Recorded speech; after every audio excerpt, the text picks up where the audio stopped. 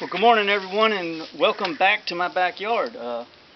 This morning I've been shooting my bow and shoot my bow almost every other day. I don't shoot it every day. But I wanted to show you some of my archery equipment. I spend my whole summer preparing for archery season, and I don't know why that is. You got muzzleloader and modern gun, and we'll talk about that too, but it seems like I spend my whole summer shooting my bow and getting outside and wishing it was September. But September's coming, and I wanted to show you my tree stand setup. I wanted to show you my little archery range. I wanted to show you the arrows that I hunt with, and I want to talk about one of my hunts. So this is my very first climbing stand. I bought this stand in 1985. It's a worn and sweat stand. Tree stands had made their mark by then, but a lot of people were making them. And this is probably the most simplistic stand that I ever owned. I've killed a lot of deer out of it, and it's a simple, good stand. I feel safe in this stand. I went online and I looked to see if there were any others out there available, and I did not find a single one. These were made in Donna Vista. It's a small town that's very close to where I grew up in Eustis, and they made a lot of those stands there, and everybody had one. And before I got this, I hunted out of a ladder stand. We hunted out of ladder stands that were made out of picking ladders. And we would go get a picking ladder, and we would put a platform on top of it and carry it to the woods and tie it to a tree, and that was our stand. So when these came out, it was pretty revolutionary for us. You know, we had a stand that we could take anywhere we wanted, and it came with straps that you can pack it on your back, and it's light, and it's quiet. And the best thing I like about this stand, it's a little confining. You sit down inside of it with your legs in the stirrups there, so the chances of falling out of it backwards are less. This stand requires a safety harness, as all stands do. Always wear your safety harness. I wear my safety harness all the time. I'm going to show you my safety harness on another day. But this is my worn and sweat climbing stand, and I've had it a lot of years, and I really like it. Now this I stepped up. This is a Summit. And it is I think it's called the Open Shot. This stand, I'm not as comfortable in this stand as I am this one. But this stand is, it's a good stand. It's kind of a climber that resembles a lock-on. If you know anything about lock-on stands, you know that there's a platform. You had better wear your safety harness when you're on this stand. I always feel like that I'm going to fall out of this stand. And I do use it, but I can see the day coming when I would no longer use it. I've got a little bow hanger right here, and of course I got a bow hanger up here holding my bow. And this is my lifting string, so I can lift my water in my bag. It's got my rangefinder in it and my sandwich. But I've got a bow hanger right here that screws into the tree. And it's real helpful. Again, I like this stand because you can just get in it, right? Sit. And I like using this stand in this configuration where I've got the tree in front of me, and I can look down and see something coming. You know, you kind of use the tree for cover. If something comes around behind me, I can stand up and simply turn around. It's not a chore at all to turn around. But that's my stand setup. This is how I hunt. Now I carry two stands with me, and if I'm hunting in a quota permit hunt, I didn't draw a quota permit hunt for archery this year, so I'll get a preference point, and I think the goal will be to go back to half moon. I'll need at least 3, maybe 4 preference points to go back to half moon and do an archery hunt. So that's a couple of years down the road, but I did draw a muzzleloader hunt. Okay, so I got a muzzleloader hunt for Gothi Wildlife Management Area, north of Dunellen, and I'll be going there. It's not too far from here. I can drive that very easily. And usually, what I do when I hunt quota permits or hunt open hunting, I try and combine the two, especially if it's a drive away and I don't hunt it often. I've never hunted the Gothi Wildlife Management Area. I've driven through it plenty of times, but I've never hunted it. So it's not required that you have a quota permit to hunt in the Gothi Wildlife Management Area. it is required that you have a quota permit for muzzleloader. So muzzleloader is the quota that I drew. So I'm going to combine these hunts. I'm going to go on an archery hunt maybe 2 or 3 times and scout it for my muzzleloader hunt. And I've already been online. I've looked where all the nature trails are. I'm going to avoid the nature trails. I've selected a block of woods based on aerial photos. It's a large block of woods, and I found access in that block, and that's where I'm going to be doing, first of all, my bow hunting. I'll probably do 2 hunts for my bow hunt, and I'll try and do 2. The problem with quota permits, it's a 3-day hunt, a Friday, Saturday, and Sunday, and that requires me to be gone multiple days, so I'll probably just do 1. Sometimes what I'll do is I'll do Friday, sit out on Saturday, and go back on Sunday. I don't like to do all that driving back-to-back days. That's a lot of driving. So that's my agenda for the archery and quota hunt. I'll also be archery hunting, and of course I archery hunt every weekend, and also archery hunt probably 1 weekday a week. I'm self-employed, and I've gotten to the place where in my business I can take time off, and so that's what I do. Okay, so I hunt Jumper Creek during the archery season. I hunt Ocala during the archery season, and you do not need a quota permit for any of those. You can hunt anywhere in the Ocala National Forest except for Billy's Bay and Juniper Prairie. You can't hunt those. So these are my stands. This is my archery range here.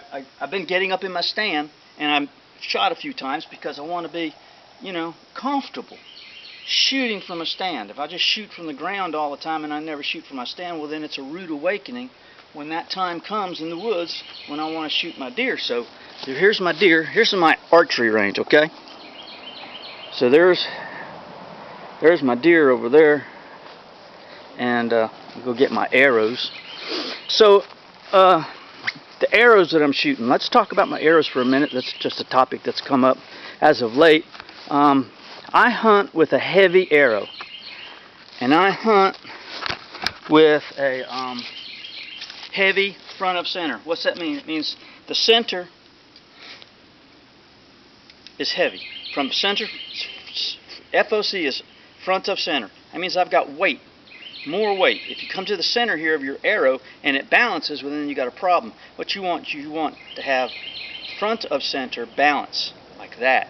Okay, I got a 100 grain insert and a 125 grain broadhead. I shoot a broadhead. I don't shoot mechanical broadheads. I shoot fixed blades, 1-piece broadheads is what I shoot. Not saying anything against those other ones. That's just what I shoot. This is a 250 spine arrow. What's that mean? It means it's stiff. The higher the number goes up, if it's a 300, a 350, or a 400, the more flimsy it is, okay? This is a 250. It's very stiff. I like that. It shoots good, okay? So I shoot at the 3D target for realism, and then I'm shooting at 2 different ranges here. I spread out my targets when I shoot from my climbing stand. I've got a range finder. I range. This is a loophole rangefinder. No, I'm sorry. Yeah, this is a red field. I've got a loophole too, but this is a red field rangefinder, and I range targets and adjust my sights accordingly. But when you're in the woods and a deer shows up, sometimes you don't have the time. You don't want to make the extra movement, right? So you need to have your pins set at an area where you get multiple opportunities to shoot. So I have my pin set at 15 yards. I know where I have to aim for 20, and I know where I have to aim for 25. Okay, and I don't range. I range. Usually, what I'll do is I'll range areas the minute I get in my tree. Okay, so I've got my 3D target there, and I've got my block here. So it's different ranges I'm practicing at. So that's what I'm doing there. That's how I practice. And I don't practice like that every day. I practice every other day about, and when I practice, I just do whatever. I don't get all involved. But I got something else I want to show you today. Just put this right back here. Alright, so we're all set. So anyway, again, these are my climbing stands. These are the ones I use. Always wear a safety harness. You're going to have a lifting string or a lifting rope to lift your hunting bag with your sandwich and your lunch in it. I take 2 stands. I own 2 stands. I own 2 rifle stands and I own 2 archery stands. If, in fact, I do a scouting trip and I put my stand up the day before the hunt and I get out there in the morning and I find someone is in my spot. They don't know it. Okay, they don't know they're in my spot.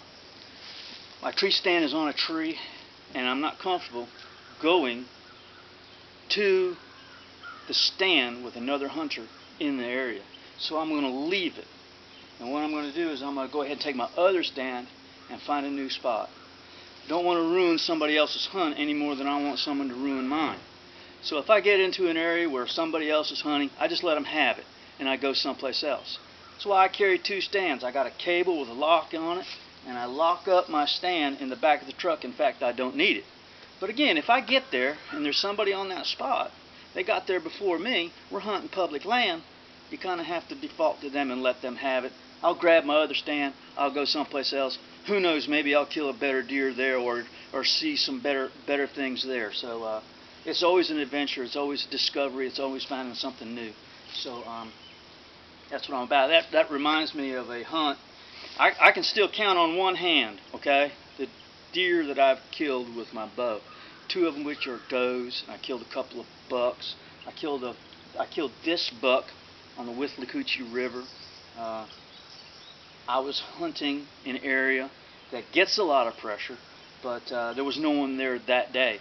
And I got set up in a tree that I knew was suitable for this stand. I was sitting in this stand. And I suppose it was, it's been about 10 years ago, maybe 12 years ago. I lose track of time. But I killed this deer with my bow. I tell everybody that's my big 9-point I killed with a bow. So he's got 9 points, so he's got these little tines here and little points here, and he's kind of a cool looking deer. But the interesting story isn't the fact that he's a 9-point. It's the fact that I got in my stand, about 30 minutes before daylight, and I sat there and watched the sun come up, and it was mid-October, and it was pretty hot, and the yellow flies and the mosquitoes, and it was a tough time to be sitting in a tree when I heard something behind me, and I turned and looked, and a doe was coming down this little, I guess you could call it a scooter furrow trail. She was coming down, and she was at a pretty good run, and she ran right past me. And it didn't dawn on me that does were legal in that management area. You always want to check your brochure and see if does are legal. Okay, the does were legal in that management area, but it didn't occur to me that I should try to shoot it. It was running by so fast, and I had my bow up on the hook, and I thought to myself, well, you know what? There might be a buck chasing that doe. And I got my bow down and I knocked an arrow, and I steady looked down that trail, and sure enough, here he come. And I could hear him before I could see him. He was grunting. He just burp, burp, burp. And then here he come, and I saw him come from about 60, 70 yards away with his nose to the ground, and he was just at a good heavy trot run. And I said, holy smokes, here comes a good buck. And this is him, right? So I came to full draw, and he ran right underneath my stand, so it's almost like this, right? And I grunted at him, tried to make him stop, and he wouldn't stop, and I let the arrow go. The arrow went over his back and stuck in the ground, and he ran away, chasing his doe. And I was pretty disgusted with myself. You know, we put a lot of effort, we put a lot of time to be successful. And deer hunting, bow hunting especially, you have to learn to deal with disappointment. You have to learn that opportunities come and you're not able to capitalize on all of them. You're not going to be able to kill every deer that you see. It's just not going to be in the cards. You're going to see deer that you're not going to be able to shoot. They're either going to be too far away, they're going to be moving, they're going to be on the wrong side. There's always these issues that arise when bow hunting. So I got down out of my stand, and I went and I got that arrow, And I looked at it, and of course the broadhead was ruined. Once you drive a broadhead into the ground, they're done. So I put it back in my quiver, and I kind of felt like, you know what, that's it. That's my day. That's my hunt. And it was only like 8:30 in the morning, and I kind of had the feeling that the show was over. And so I was thinking, you know, I'm just going to go to the house. It's hot. Mosquitoes and yellow flies are bad. It's going to be too warm to hunt. And I thought, what am I going to do when I get home? I'll mow the grass, you know, watch TV. I said, no, I think I'll stay. So I got back in my tree stand. When I make a plan, I try to follow through. I had planned to hunt till 11 or 12 o'clock. You need to follow through. By the time you get down out of your stand, get your arrow, get back in here, you're sweating, you're miserable. But here's the story.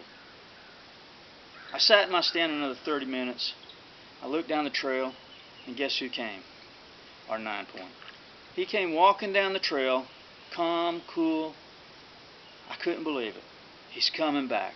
I picked up my bow. He walked right by me. It was already at full draw before he got there. He walked right into my sights, and I let the arrow go.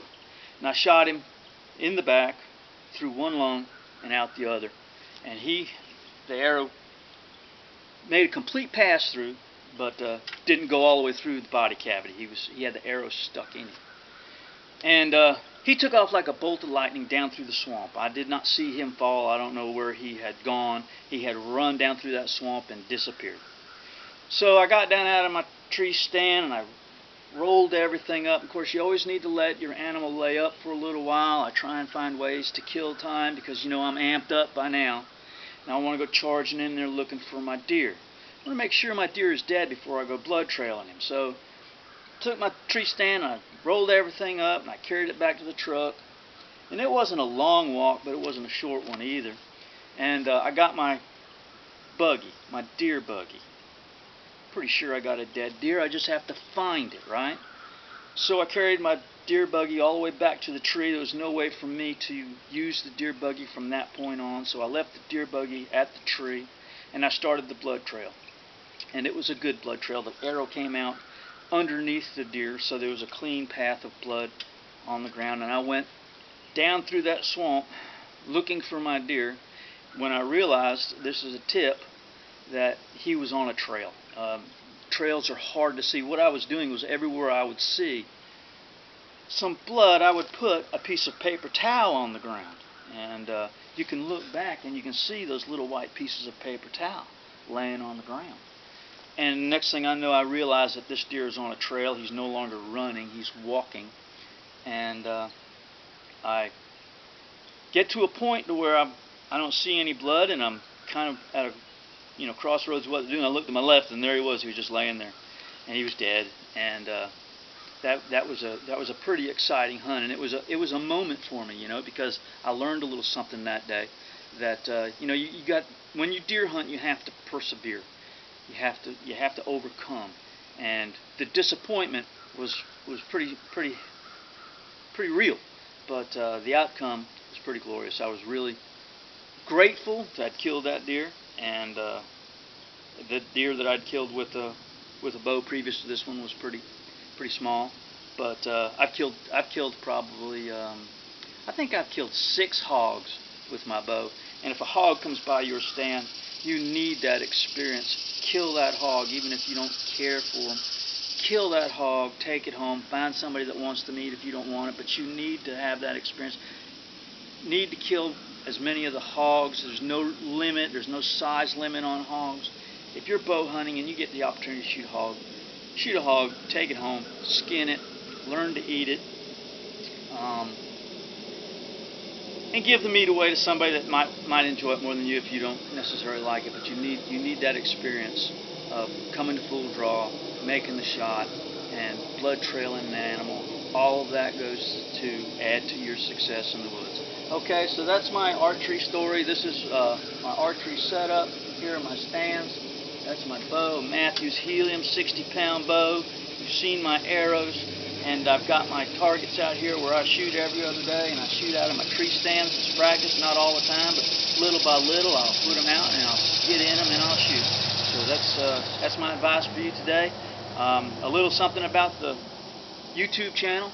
I don't intend to film any hunts. I'm all about the hunt. Hunting is more important than filming to me. I want to experience the hunt in the alone, quiet atmosphere and not being distracted by trying to make a shot and film at the same time. So I'm not going to be doing any of that. I'm just not one. I don't want to film animals dying. I just don't. So we won't be doing any of those, but this channel will be mostly Florida hunting. Mostly Florida hunting on wildlife management areas. I may take you on a private land hunt where I'll do a little hunt and show you some things.